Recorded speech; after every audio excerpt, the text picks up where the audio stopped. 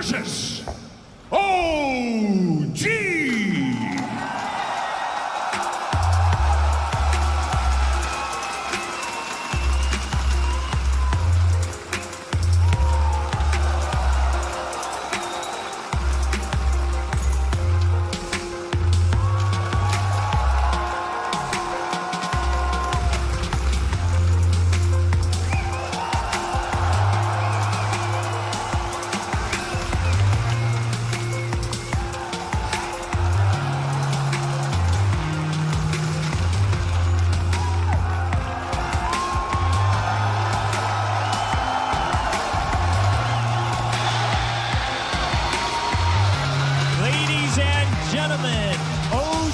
Versus PSG.LGD, the grand finals of TI-8. We've been waiting for this moment all day. We saw PSG.LGD play their match earlier this morning, 2-0 against Evil Geniuses, and now a best-of-5 series between these two teams to determine who is the best at Dota 2 this year. We've talked a lot about the rosters, we've talked about the drafts, but let's talk overall. Winter, going into this grand final, how excited are you about these two matchups? I'm really, really excited to see like good Dota. Generally, that's what I feel. But this year, LGD has came in as like a huge favorite to win the event, and I just want to see the prophecy come true here. The prophecy coming true. We'll find out. March. I mean, are you excited enough to let out a battle roar about this grand final coming up? You have to be. This is so exciting. This is so exciting. And Do it. Do it. Don't give me the scripted. This is so exciting. It's going to be a great match. Just let out your emotions. How excited are you about this? You really want me to do this? Yeah. Is this mic able to like take my battle? Well, maybe you should hold it off, but whatever you got. Well, you know what? The audio people will hate me, but whatever you got, the fans will love it.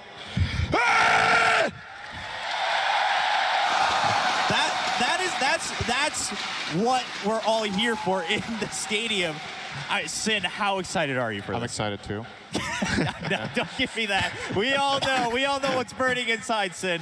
All right, well, there we have it. PSG.LGD versus OG. You can take a drink of your water.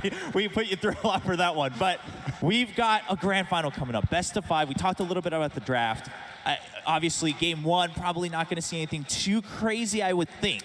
No, I think the first game is going to be the crazy game. Oh, okay. Yes. On both sides. When you go into these best-of-5 grand finals, you know there's you have multiple attempts at trying something. So if you have this crazy strategy or this really strange idea that you feel like you've just theory crafted something, you might not even have scrimmed it. Maybe you've done it one time, you're like, you know what? We just saw what LGD played. For example, if you're OG, we have this great idea that we could try to run.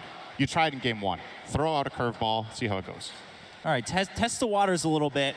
March, your thoughts? Do you also expect to see some craziness come out game 1 and then adjust afterwards? A lot of times, I guess, the first game in the BO5 is very important, and then you won't. Yeah, I think OG has something prepared, and then Winter, you can talk for me. We'll pass it over. The excitement for the grand finals. Yeah, like the first game, because like he said, it's very, very important to to get us advantage in the draft, because if you can bust up something and the enemy has never seen it before, they don't really understand the full length of how good the strategy is, and they are forced to ban it in the next couple of games.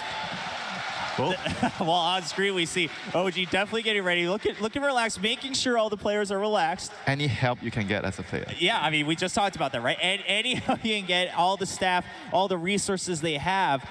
Well, okay, you guys are telling me about craziness, surprising picks. Sin, what's the craziest thing within the realm of reality that you expect to happen? Oh, that was a good, important little preface there, within the realm of reality. Yes. Because the craziest thing that could happen would be techies. But that does not happen. Actually, Jerax does play that hero, but I don't think you're leaving that 0.1% hope out there. I think Xnova plays it too, actually, doesn't he? Yeah, he does. There are techies players on both teams. We haven't seen it the whole tournament. I don't think we're going to see it. All right. I know the fans would love to see it, or half the fans. Techies is like the most split. polarizing hero.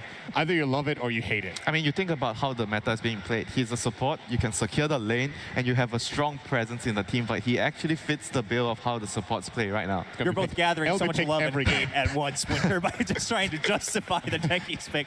But okay, without techies now in that bubble, what's the craziest thing you expect to happen? I don't know. That's the beauty of it, right? Is that we have no idea. I think there's so many untapped heroes that both teams could pull through with here. There's obviously on both sides very experienced players that have hero pools that they've barely shown. Maybe they think the heroes haven't been that good in the meta, but then the further on you get into the tournament, you start seeing developments, and all of a sudden you're like, oh yeah, this old hero that I haven't played for a couple of months is actually really, really good against what this specific team plays. And I just hope we get to see at least a couple of those picks across the series. I mean, it may not could just anything. be like It could be one anything. new pick or one different pick. It might be combinations. Like combinations we never expect. Heroes, Okay. this hero doesn't really work well with Slot this hero. RPA. Yeah, traditionally. and they just like pick them together and it worked and they win the game. Something like this. Okay, well, March, any heroes in particular that you want to see in this matchup as we expect something new? I particularly don't like Pugna. You want to see Pugna? but You want to see Pugna every game. some of the heroes that I want to see is Ember Spirit from Okay. Ana and Monkey King from the tops, and they're one of the best at it. Those heroes might not be the best heroes in this meta, but they're really good at it, and I just want to see them. I Yeah. could see Ember. Okay. Somnus plays it as well for LGD's side, so both teams will definitely be able to grab that. I think Somnus and Ana are probably very clearly two of the top 5 in the world on that specific hero, so it would be cool to see at least one of them showcase what it can do. Well, and then, March just mentioned the Monkey King as well. A little bit polarizing, I feel, on different panels about that hero, right? Meanwhile, we have some players like Thompson who are very good at the hero, but just the hero by nature maybe not standing up to a stage like this. I mean, I don't mind seeing more Okay. meme hammer invokers. I enjoyed the game. Yeah, I mean, I think Thompson's given a treat to the viewers at the very least in just being himself. Yeah. Well, ladies and gentlemen, we've talked so much about the game, but it's time to find out what's really going to happen in this grand final.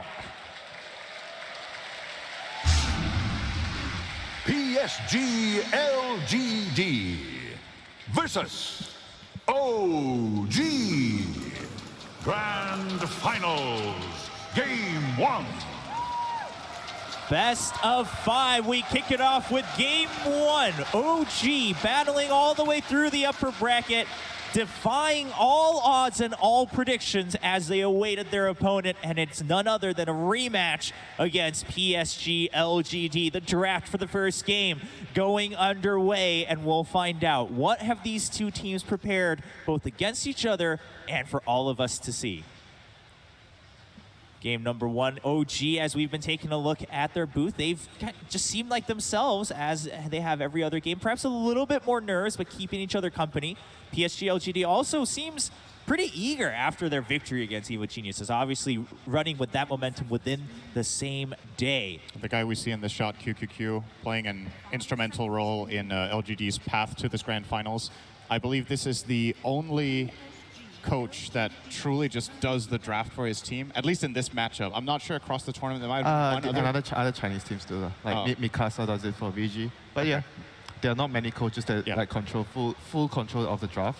They generally are on the sidelines giving input, and of course when it comes to preparation for the matches, go over replays, go over drafting patterns of opponents. But QQQ definitely, when we talk about LGD and we talk about all their players, he's truly the 6th man for this team. I think this should be like the future though. I think for a team to fully utilize the 6th man and to take the pressure off the other 5 players, I think this is going to be a way a lot of teams might be following, in the future. I agree with it because the coaches are not much biased about the drafting compared to players. So Yeah, because sometimes when the captain is drafting and the player tells him, "I want to play this game," there might be some bias of like comfort, but the coach is like, "No, this hero is not good here. I want to pick this hero." So it's probably easier in that sense for the coach to decide that hero. I think it's very team specific though, if that kind of just structure works, because you need to have a lot of faith in your coach.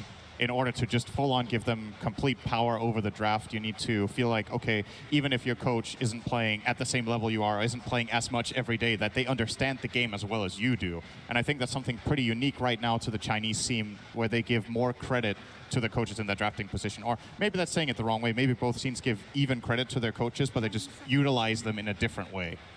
So at least for the first game, I feel like they're still sticking to the ideas they had in the upper bracket final, where they're focusing a lot of the bans against the no tail, and then on the OG side, they're not really afraid against playing Enchantress. But one of the heroes they liked playing against Enchantress was the Silencer, and it's been banned out. Yeah. That's I think these are the 3 best bans against No-Tail you can have in this finals. So full on just targeting him. Yeah. When I was saying I was expecting some, or this would be a good time to pull out some surprise picks, this is a very standard opening for both teams. But I think when you choose to do your adjustments generally to surprise your opponents is you throw that curveball on the 18 or on the 22 picks. So the last picks of second and third phase respectively. I'm curious to see. Obviously LGD today showed that they're not scared of pulling out something new. But for now, it is very stable and staying true to what have got them this far. The Shaker is in the game, so Yapsor thinks OG will win this game. Yeah, there's that prediction. Regardless of what happens. One thing LGD did against the Shaker when they played OG the last time was that they picked the FY Clockwork, who played an outstanding game. Yes. He was playing against both of these heroes, as a matter of fact, and we'll see if they do grab it again. They did end up losing that game, but FY was exceptionally good in that. I mean, that was like a perfect Clockwork game. They had Pugner, they have Shaker, they have like Bane, they have all these like weak heroes that Clockwork could easily kill. And it speaks a lot about the Storm Spirit. Yeah, Storm Spirit's second pick. Very early in the phase. Well, else, if you're Somnus and you want to play this hero, I think in the series, this is when you got to grab it. The teams are banning it second phase against him. Yeah, and this hero has some similarities with the Clockwork, with how you deal with the Shaker. Because when you're playing against a Shaker, you always want to be able to get to him. You kill him, you need to take him out first, or you risk the fact that in the fights, anytime a big Echo could actually just wipe your entire team off. And Storm is one of the best heroes at doing that. There are a lot of heroes that Thompson is good against with Storm Spirit. The heroes that I see from Thompson already is Invoker, which is banned out, and there's Monkey King, and also don't forget about it, Skyrest Mage.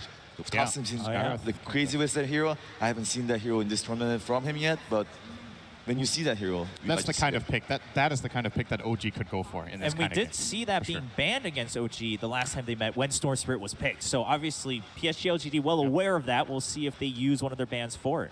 There's another reason that Storm is really good against Spectre, in my opinion, is the nature of how teams end up using the map when they have Spectre. It's a lot of this, you go together as 4 and Spectre plays on the opposite side of the map, joins the fights with Haunt. But when you have Storm, you have this hero that when it's missing, feels like it can solo kill the Spectre in any lane. So it kind of passively just limits Spectre's ability to find farm, and she has to play very carefully, maybe only farming with Spectral Dagger instead of committing to creep waves. And just delaying that timing of Ana could prove to be really important for LGD in this game number 1. I mean, adding to that, I think when Spectre is faced in that situation, you kind of can't be too greedy with rushing the Radiance. You have to build like maybe a defensive item that allows you to sort of like semi-survive the ganks and maybe farm a lot more.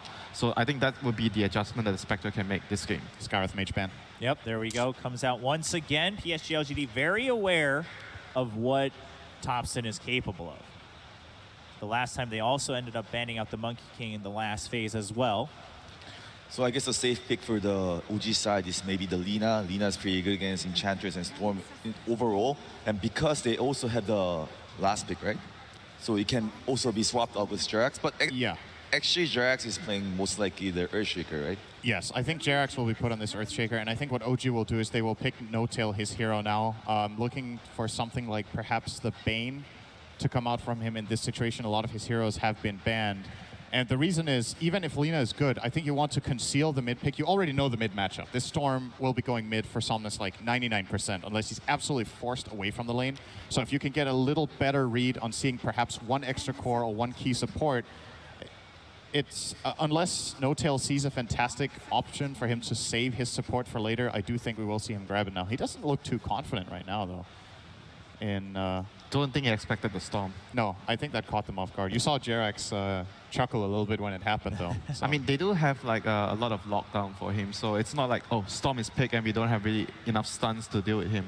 And we see in the second phase ban, OG decides to take out the Terrorblade and the Undying. Those are the two heroes that are much, much better against the Spectre. So to create a situation where Spectre is the strongest hero in the game.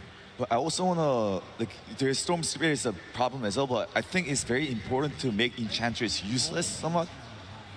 Winter Wyvern is, okay. I personally love playing this matchup as Enchantress in lane. I feel like Wyvern doesn't do very much to you. You have the Arctic Burn or the Splinter Blast, but Enchantress's biggest strength as a hero is just sustaining harass. Could it be like a misleading hero? Like it might could be be the a off lane. simp, Yeah, true. it could be an off laner. And we've seen OG done this in the third pick multiple times. They pick a hero. Wait, you look at the hero. This hero is going mid. Why are they picking this hero so early? And then at the end of the draft, okay, it's not actually a mid hero, and you pick the counter towards the lane, and you end up in a bad matchup. It's one of OG's special flex picks, I would say. It's only OG and I believe Serenity that ran this in a position 3. I think Serenity played on Jin Q earlier in the tournament, but yeah, it gives OG more team fight for sure. I personally hate playing Wyvern against Storm. Yes, me too. It's a really terrible matchup. But perhaps if they do put it in the core role and get some items, it could be able to survive with something like a Glimmer Cape 4-staff build. But as a position 5 and how No-Tail plays for this team, if he does end up playing this Wyvern, I feel like he's going to have a really hard time having a good performance in this. I have a feeling it's not his hero because so far... I do as well. Yeah, because so far the way I observe they run the system, No-Tail has been taking the hero that takes very little amount of farm. So I don't think he will be on the Wyvern, but obviously it's still quite open for that in the draft. For me, at the same time, I kind of like the Winter Wyvern against the Storm because it is a lockdown. And then you have a follow-up stun with the Earthshaker where you can lock down the Storm Spirit in that sense. And then, of course, Winter Wyvern is very bad against Enchantress because the pure damage goes through him. But if... Oh, there we go. Oh, wow. Okay, so not leaving it to be banned in the last phase, securing that. And Winter Wyvern, and then Monkey King being a good combo together, where Winter Wyvern just uses Curse, and then Monkey King can just kind of go up there and use his ulti, right? Look at their team fight, it's insane. They have the Wyvern ult, the Wukong's command, Earthshaker ultimate, and the Spectre ultimate. This game for LGD already, I think when you game plan for this, you identify, okay, we're not going to win 5-on-5 fights unless we get the jump. Ideally, we want to dominate the lanes and split up the map, and when OG try to find farm, that's when our Storm Spirit can shine, because it is very difficult to team fight into this. But looking at how maybe has been, or Somnus has been playing the Storm Spirit in general, I think this is the kind of game that you don't go Bloodstone in. I think you want a fast Orchid here so you can single out that key target in the Wyvern or the Shaker for now, that you just jump, control, and get the first kill on. Because if you go for the greedier Storm Spirit build with the Kaya into Bloodstone, do you actually have the control and the damage to not just get counterplayed way too hard by OG's supports?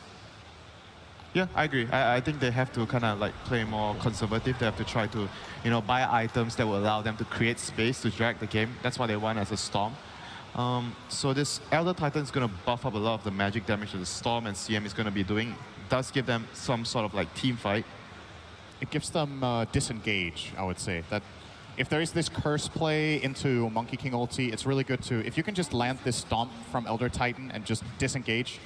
If OG use their cooldowns and don't find kills, their lineup is actually really weak afterwards. So the first jump and the first move needs to be successful. And maybe this is the logic from LGD here. If we can bait out cooldowns, delay the fight, our Storm Spirit will be able to clean them up one by one. So kind of like a Naga sleep, essentially. In a way, yes. Yeah. With that Elder Titan, what I'm thinking about maybe Void to finish their lineup. I know we've not seen that hero a lot, but Void does work really well with the CM and the ET, and on top of things, they have the Enchantress to hit outside of the Chronosphere. It's a hero that I think maybe, Ame has played in the past, and I know he likes playing heroes that are very, very strong in the late game. I generally am not the biggest fan of Void together with Storm. The logic is obviously you Chrono and Storm jumps someone else, but a lot of the times in games you find yourself in this situation where it's a great Chrono and Storm can't follow up. So at the very least, they would have the Enchantress to deal damage in the Chronosphere, so I think it's still a good enough game for it. But part of the reason we haven't seen Void very much in this tournament is that he is not a very strong laner. He doesn't put very much pressure and has a lot of bad matchups. And you would be picking it blindly here because you still don't know if the Wyvern is a 3 or a 5. And now they'll get a much safer pick. OG's lineup here. But isn't like all of the Berserker and the Storm, how is this going? What's the plan here? So they're gonna try to split, because this hero doesn't really provide too much team fight. He's more of also like what you said, like they have to try and split up, try to get a pick off here and there, until he gets a lot more items. Like just Blood Rage the Storm and have it jump people. It's pretty good. So pretty much if you look at their lineup, it's basically all around the Storm. They have the CM aura, they have the ET aura, and the Blood Rage for the Storm. Everything is so that maybe please carry us this game. I mean, picking it that early, it seems like they were kind of committed to them from the get-go, right? They just didn't want to take any risk of losing it. They had a plan. It seems like PSG.LGD might be the one that's going in with a game plan they already had for game one, whereas OG is kind of adapting to it as the draft goes on. Bloodseeker has, I would say he has a really good matchup against Spectre, because that as a carry is very mobility dependent in fights. If you get the Rupture on Spectre or on the Monkey King, both of these targets want to move in fights. As Monkey King, sure, you can drop your ulti and stay in the ring, but if you just stand still and the fight disengages from the ring, you don't really bring much to it. There is a surprise pick. Is that Seb hero? Is it Seb or... I think it's a position 5 for no-till, but it could be either. Let's see what they do. All right, well, there is the draft. We have all 10 heroes locked in for this game one between PSG.LGD and OG. We have a couple of surprises coming in. Well, we'll have a chance to hear from one of the coaches. It sounds like Casey's out there, of Pastorell.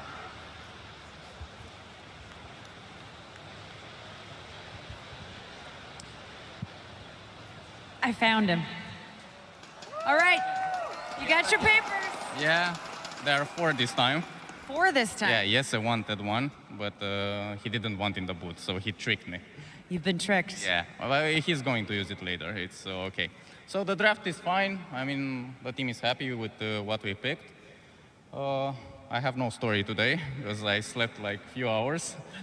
Well, you've been preparing for a little something we call the grand final, so yeah. Not because of that. I mean, the last 2 days were like filled with emotions and weird feelings, you know. And we tried to sleep, but at least me and Johan, I know for sure because we're in the same room.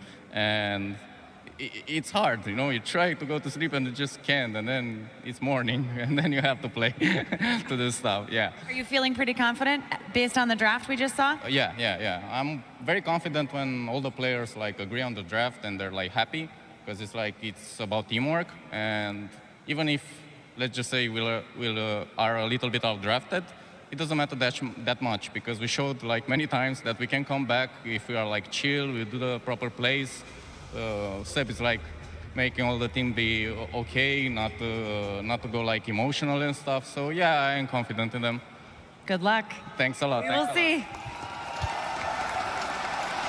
Ladies and gentlemen, both teams are ready for the match. And to bring you the grand finals, it's Odie Pixel, Fog, and Ben Merlini. Woo! Yes, ladies and gentlemen, are here. The Dota 2018 International Championships Grand Finals is going to be brought to you by myself, Odie Pixel Fogged. And as everything this year, we're stepping it up. We're making it bigger and better. We've got Ben Wu here, ladies and gentlemen, as we get into game one of OG versus PSG.LGD. And lads, we couldn't have hoped for a more perfect draft from both lineups. We've got the Sun, the Storm Spirit on one side, and then on the other side, we have OG doing it in their own style. This sort of style, this draft style that we're seeing no one else do here at this international, but it's been working out for them.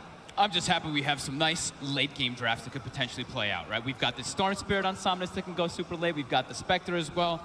Really looking forward to it. And also the team fights coming into play. OG has drafted a massive team fight lineup. Man, yesterday's series was one of the most exciting series I've ever seen. Yeah. And I've watched a lot of TIs. You know, last time O and I casted, it was when OG won the major. It was back at the Boston Major. Everyone remembers OG versus Adfin. And let's hope we get some games on a similar caliber, and I'm sure we will from what we've seen on the series running up to this one. And I've heard a lot of things about his Monkey King. Let's see how it stacks up versus these other cores. So Ben, you've been watching a lot of Dota lately? Yes. Caught up? Especially TI. Yeah. How about with this, what do you think of this Seb tree and off lane? There's a lot of heroes that I've seen Seb play. I actually expect more Enigma or Magnus, but his Treant Protector is... I'm not sure how I feel about it, honestly. What do you think? What is it about the Treant, do you think, that Seb sort of sees in it as a hero that other teams aren't really at the moment?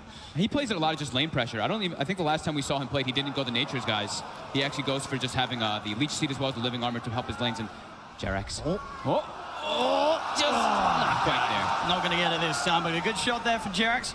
Didn't want to try and lane down the Fisher just in case they were on it and had the micro ready. So right off the bat, we see LGD. They want to be able to dodge and adjust away from OG's lane. So they want to protect their Bloodseeker in particular, and also have him against that Spectre and away from the Treant Protector. Same thing in that mid lane. They don't want the Monkey King versus Storm matchup, so they're putting Chalice there, which is a much better matchup, and he can do great versus that Monkey King.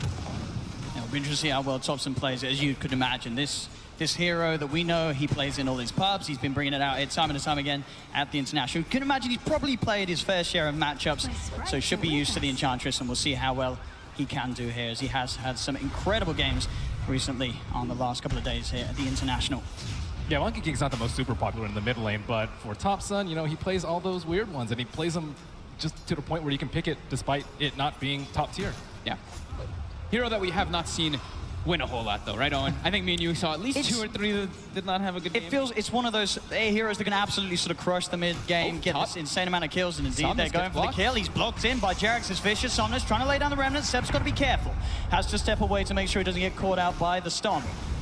Pretty scary lane for OG up here. The Earthshakers, well trained, just these 2 melee heroes versus Elder Titan and Storm. They love playing versus melees. If you get into range, you just can get stomped up, and also, of course, that static remnant damage. The Treant Protector might force these cores on LGD to go something different, though. The Root against the Enchantress and the Storm Spirit, you don't really want to build a Yules or any sort of Dispel, but you might have to versus double Root. Yeah, that's a good point. I've seen like Somnus, I'm pretty sure I've seen him do the Kaya into Yules build from time to time, but it's pretty rare. It depends on really that matchup. Yeah, I know the panel was talking about him rushing an early Orchid, but it might be very dangerous doing that versus the tree. Yeah. We can certainly expect to see it sort of play out a little differently, as we say, being in the safe lane rather than the mid lane. Something that we have seen a few of the Chinese teams start to do this, TI. I really like Sin's point that he was bringing up on the panel, how he was saying, like, you look at OG's draft, and it's a lot about just that wombo combo. If LGD are able to disengage once they get to that point, I think it's going to be really important for them in the mid game. It's like if they throw all their ultis out and LGD just walks out of it, then all of, like, majority of OG's damage is kind of committed forward there. Do you think a lot of pressure's on this Elder Titan to break up that team fight combo that OG has? Yeah, definitely. Because they also have some good combo synergy that can come out, too. If they do live that, they have like this damage that can just build up more and more. Because Storm Spirit, if you don't get caught in that initial combo, you can take out all these heroes. You're relying so much on the Earthshaker as well as Treant Protector controlling that Storm. Well, so far, looking at all the lanes, no one really falling behind. Seb's at the bottom of the CS, but still the big one, certainly that mid lane. As we were saying, you'd expect the Enge to maybe come out on top, but I think this is just Topson showing us how well he can play the Monkey King in a variety of matchups, as he's leading the CS by quite a bit at the moment in that 1v1 mid. Yeah. Haven't seen how much he's spent on salves yet, though, but certainly getting harassed much more than Chalice is. It's fairly even in net worth, yeah, so he has been bringing out a couple extras, but he's also getting benefited from the living armor. So like we were saying, Seb on this Treant Protector doesn't go the Nature's guys, he helps his lane. While top, the Stomp connects. They've got the setup, they've got the remnants down, and LGD looking for first blood, they'll find it. FY cleans it up. I'll turn towards Jarek's giving him a quick push as he has to back away. Bottom lane at the same time, Ame trying to chase down Big Daddy. He gets the cold embrace off with the use of that Mango. Anna starting to punch into Ame, forcing the Bloodseeker back. Nova with the Nova, can he find it here? Big Daddy No-Tail goes down. Can Anna get the trade? Chasing down the CMX. Nova, is he speeding enough? He's running, but the dagger's back up. Anna will find the trade. As he get the 1-for-1 down on the bottom lane. Of course, Anna getting that kill. 17 for 3 at the moment on the Spectre. He's certainly struggling a little bit, but he's still getting a fair bit out of that bottom lane. He's having to spend extra on regen, too. But on both sides there, it's a lot of a spam matchup down in bottom. They have the Wyvern as well versus that CM. So just constant harassment with spells. Yeah, that's definitely where we're sort of seeing that slight 1k advantage for LGD, as you say, is the expenditure of the cores of OG on that early regen. So do you need to build any items on the Enchantress to deal with the crit from the Monkey King? Like, she doesn't have that much armor, and that Jingu is going to hurt her really bad. I've seen a lot of Enchantresses get almost 2-shot by Monkey Kings if they're able to build up the stacks. Yeah, that's a good point. The Killa gives you a tiny little bit, but I think maybe we could see something adjusted, maybe like a medallion, maybe some casual just armor item like that. I feel like sometimes when we've seen that matchup, like down the line, obviously in the later stages of the game, we can expect like an Eon Disc to come out in the Enchantress, perhaps. Maybe even on a few of these heroes to sort of help protect them against that huge physical burst that Topson's going to have later on. I think one of the important things for an Enchantress is, I mean, it's an item that you tend to get a lot in the Ench, but versus Monkey King, it's like the best, the Hurricane Pike, because you can actually mess with his interaction with his ulti a lot and just keep that distance away. So it might be some type of item rush like that just to keep that distance. You see top lane Somnus, 29 for 5 at the moment against Seb's 17 for 5. So definitely the lane where we're seeing the biggest difference between both sides, as they're keeping a good hold of it up top. PSG.LGD. They have so much freedom in this because they have their CM aura, so constantly able to spam that scan. The courier gank coming in as Topson ready to strike, but Somnus and FY, as you say, they're backing up. They're keeping it safe behind the tier 1 tower. No-Tail will show himself mid as he comes in to sap up some of the XP and help with the D-push. The Chalice is getting a fair bit of damage onto this tier 1 mid. They're swapping up the lanes. They want to have that Monkey King versus Storm before he hits 6. And Topson is actually saving skill points, which is kind of cool on the Monkey King. 2-0-2. will choose what he needs to commit for it afterwards. It's bottom. Ame's just diving in. And he gets away with it as Ana was all on his lonesome there. No support back up there at the moment, of course, with the movements from OG supports to other lanes. LGD just one step ahead, though. They had that scan. They knew where the Monkey King was going, and then they had a TP, the Wyvern mid, and as soon as they saw that happening, took advantage of it on Ana bottom. I don't think they can leave Ana alone like that almost ever. Yeah. I mean, really versus any of the heroes that decides to lane up, unless it's some weak support, but one of the dangers of first phasing a spec. Yeah. Definitely gonna get punished in that lane phase. FY could go on FY. They've got the Fisher out. Ana and Thompson closing in on him as FY will try and gets a fair bit of damage out onto Jerax, but not enough to bring him down with it. As FY will fall. Still overall, PSG.LGD just having that sort of lane control across the map that a little bit stronger as they lead 2K mid lane. Sure, Seb's trying his best to keep this tower alive, but each siege is going lower and lower. Top lane, Thompson gets in, is able to punish Somnus. Gets the burst out of the Storm Spirit. We have the rupture onto Ana. Ana getting himself away from the tower, but Ame is there ready to chase down and will find Ana in return. Great read by Ame. He already knew that Spectre had TP top to deal with this. Wow. That sort of movement from the middle lane to the top lane from Thompson, sure, it did find the kill on Somnus at the end of the day, but it's really opened up that middle for Chalice, as we're seeing as Thompson. He has got the Jingu Mastery stacked up, jumps down, the Fisher's there. He's got the lifesteal, but it's not enough. Ame with the blood right, bursts down Thompson before he can lifesteal back up to health. They're trying so hard to keep this mid tower alive. They just keep rotating heroes in to make sure that they can keep the living armor going on it, but Chalice really trying to press the issue. Yeah, Seb isn't high enough level despite being the offlaner to really keep this tower alive. He did actually go for the third point in living armor, but Enchantress is gonna sit there, try and get those wagons up as you can with that Blightstone. Still pretty healthy though. As long as they can keep these towers alive, they can certainly play into sort of the hands of the late game Spectre that they do and with Ana. We've seen it time and time before here from OG on the main stage. In games, even where they get fairly far behind in the mid game, as long as they can keep the game going, there's a high chance that the Spectre's going to be able to do some incredible things in the team fights. There's smoke from Wyvern trying to get some wards out, but don't know if he's going to get it broken. Not spotted, but smoke broken. So the one thing I look at LGD's draft, if we do get to those later stages, they do have good amp damage application. FY caught very deep in there. X-Nova's going to come across and look to help out. He's got the Frostbite, holding back Thompson as FY still backs off. Jerax comes in with a TP. Thompson decides to turn towards Chalice, but the untouchable means he can't go for it. He goes straight for the TP out. He's actually going to hold his place here as he can't get away. They catch out Thompson. Back towards the middle lane. Ana with the horn joining in, looking towards Ame, but Ame, he's too fast with how low OG's members are. Seb getting beaten down by Chalice and X-Nova. PSG.LGD take a second. Ana, can he find anything in return? He's got to be careful. The damage from the impetus from Chalice adding up. He's still got that clarity ticking as well, so he's going to have extra mana if needed for that extra bit of damage. As Ana tries to run away, but the clarity, it didn't get cancelled. He had the mana regen to get those last few impetus out. Thirst, what an ability. Giving you vision on that tree line there because that Spectre gets low. And you can see them, they're still trying to fog them, but it's not doing them any good at this point. This game's going a little bit too fast, I would say, for OG's pace. They want more time for the Spectre and the Monkey King to get items, and the Tree to just kind of hold off their T1s. At the very least, this T1 is still up for OG. So they are losing heroes, but not their T1s. Yeah, I mean, this Bloodseeker and Enchantress are getting away with way too much right now. The Storm, sure, getting shut down a little bit, but those other two are a big problem right now for OG. How are we doing on levels? So we do have a couple level 6s coming online. Pretty much almost all of OG except for Jerax, while on the side of LGD, they do have two level 5s on their support still. So we're going to see for those rotations coming out with all those ults. As Seb will be going for the Meteor Hammer build. Oh, mate. Looking to set up onto Seb. Leads in with the rupture. Seb into the trees he goes. Still pretty high on health at the moment. FY gets the Echo Stomp out. The ult from Seb being used to hold back Ame temporarily. And this is buying time for the rest of OG's coming. They have No Tail from the side. Chalice with the image trying to finish off Seb. The Winter's Curse will hold back the two of them. So No Tail makes sure that Seb can get back to safety. You get away from this reaction from LGD. That's two full defensive ultis used by OG, though, to protect themselves as top. The pressure on Ana. The wraparound from X-Nova. He's got the Frostbite onto Ana. Can Somnus offer up the damage? He's bottle charging up, so he has that extra bit of mana for that extra bit of burst. And Somnus, just enough fuel in the tank to take down Ana. Again, Ana sort of being caught out in these situations where OG supports are elsewhere. And bottom lane FY goes with the stomp, but Ame's backing off. He knows Jerax is in. Jerax leading him with the Fisher. Thompson looking to chase him up with the Primal Spring. He's got the Boundless Strike down. Is it enough control to allow the rest of the team to come through? Blood Right from Ame trying to push OG away from chasing for the kill, and he'll be successful as OG back off. Ame will stay safe. LGD is heavily outmaneuvering OG right now. They're splitting them up all over the place. They're making plays on each of the lanes, so it's forcing OG to react, and then it's making Ana very weak in this laning phase, unable to really find a place for him to actually catch back up. I do think Notel has been doing a really good job of being in the right place at the right time to stall these pushes, make sure the T1s don't take that much damage. Yeah, they're still giving up a few kills down there, but I think it could be a lot worse if he were just a few seconds later to each of these engagements.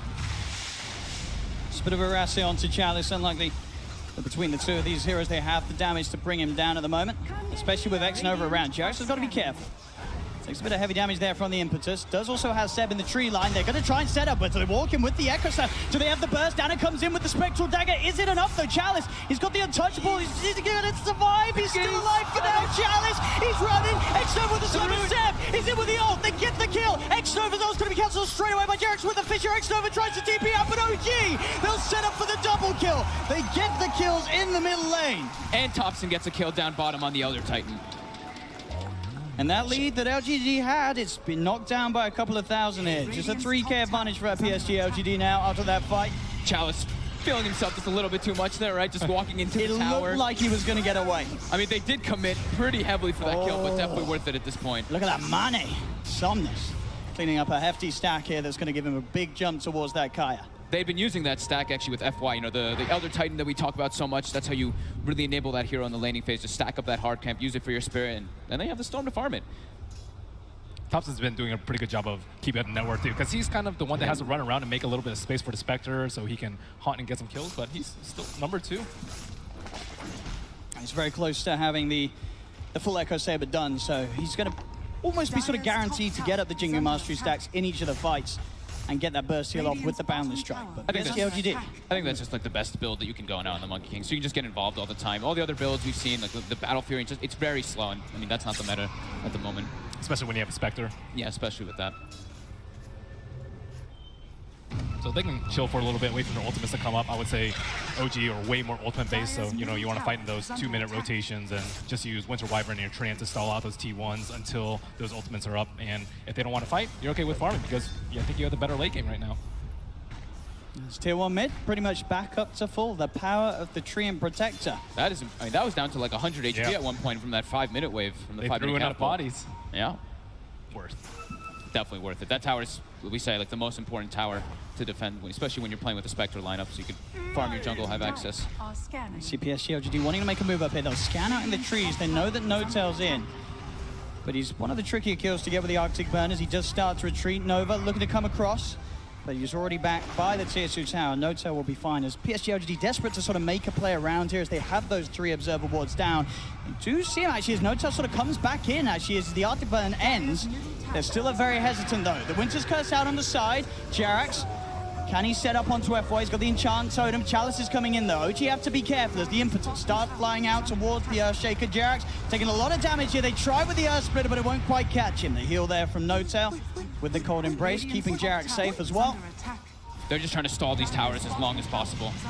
But on a bottom, Somnus with the zip in, they find him. Burst down the Spectre before he's able to TP away. At the same time, OG want to make a play down top. They know that they went for the play down bottom PSG.LGD, so OG want to punish this. They jump forward, Boundless Strike, Echo Slam on top of the Enchantress, but Chalice's healing is not enough. The Wukong's command finishes it.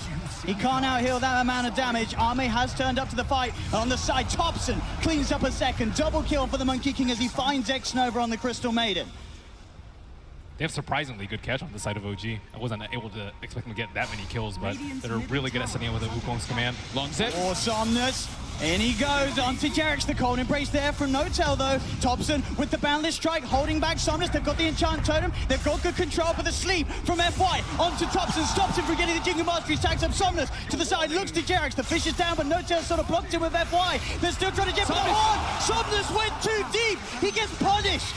The horn play from Anna, finding one, maybe even more. It's FY. He's been surrounded. The Stomp, sleep onto 2. Seb's coming in as well, though, so FY. He'll have to retreat. PSG.LGD can't take this fight for now. Chalice, or maybe they can. Chalice has turned up as well on the Enchantress. The Seb ult, holding the 2 of them back.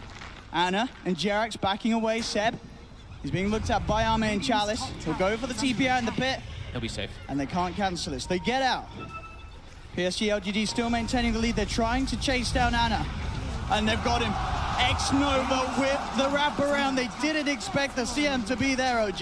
Where the hell did he come from? He was actually on a warding expedition and just comes around from the back. All right, they see the line was giant instantly by Jarex. He's like, wait, what the hell is CM doing there? Perfect position indeed for X-Nova to find himself in. Topson build-wise going for the Maelstrom next, helping him keep up with the farm that, as we've said earlier, he's already doing a very good job of keeping up with the pace of Somnus and Arme. So they're unable to kind of kill the Monkey King and the Spectre. They just generally get one or the other in these fights. It looks like Thompson is getting there. He's trying to get the life steal up. He does get it. Can he find the connection? Somnus is actually out of mana. Thompson walks out of range off the stomp. He's turning to Somnus. One more hit will do it, but he can't quite get in range. F5's there with the block off. As Thompson won't find the kill onto the storm. He may find F5. He's got the boundless strike up in 5 seconds. Into the tree he goes. Arme is TPing in. Thompson, he's in. He's going with a boundless strike. The Wukong's the back of the Jarex with the vision. They're onto Arme. Arme's gone. Thompson with the tree play as Jarex is still there looking to do X-Nova. Chalice is coming with the impetus. Thompson in trouble. He's been silenced. He's been surrounded. Somnus sips in with the Vortex of Winter's Curse. There, surely they can't keep Thompson alive. They can't. Thompson will fall. Somnus sipping for more. He's got his eyes on No-Tail. No-Tail trying to the Golden Embrace, but the remnant magical damage is there.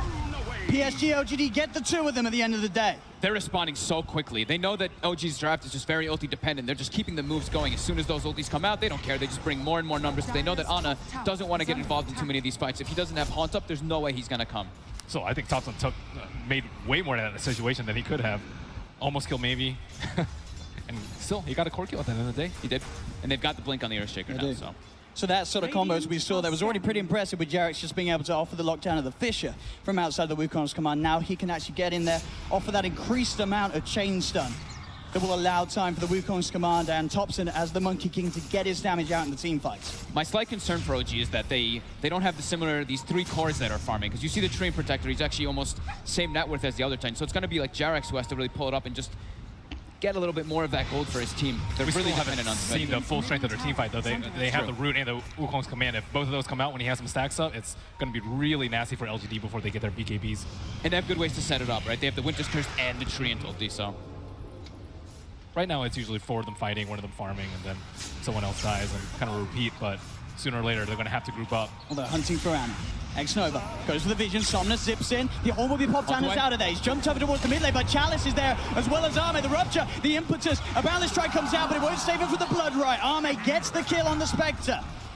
Ana down for 30 seconds. OG still hovering around that mid lane. Ana's been incredibly good at finding Farm and Spectre throughout this tournament, but this game, LGD are even better at shutting it down. Yeah. He's looking for the setup opportunity. As you drum, the Echo, Fissure, bam! They get Chalice, he's out of the picture. There's the Blink Dagger reveal from Jarex, and he gets a big core kill. Yeah, Chalice has been the punching bag for LGD, but at the same time, Storm, what is he going for? Orchid? Going for the Orchid after Kaya.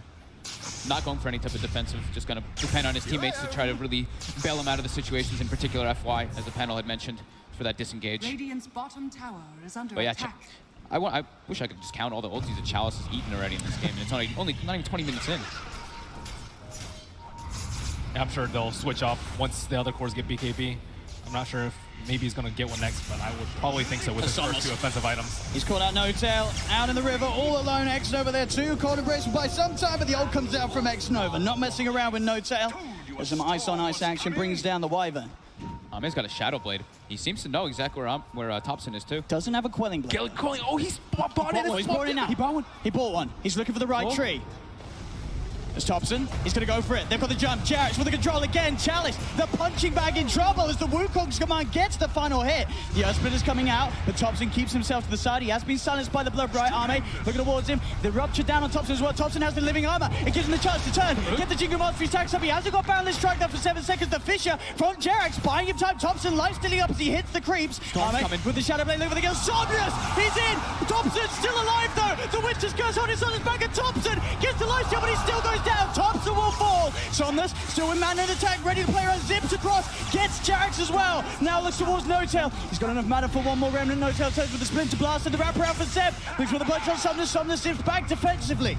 They've got the sentry down, Frost Nova, the buyback from Jarex, Ana with the chase down Somnus. He's used a lot of his mana, the Fissure, the damage from Ana. He's got the dagger out, he looks to Somnus and he finds it. Somnus is gone.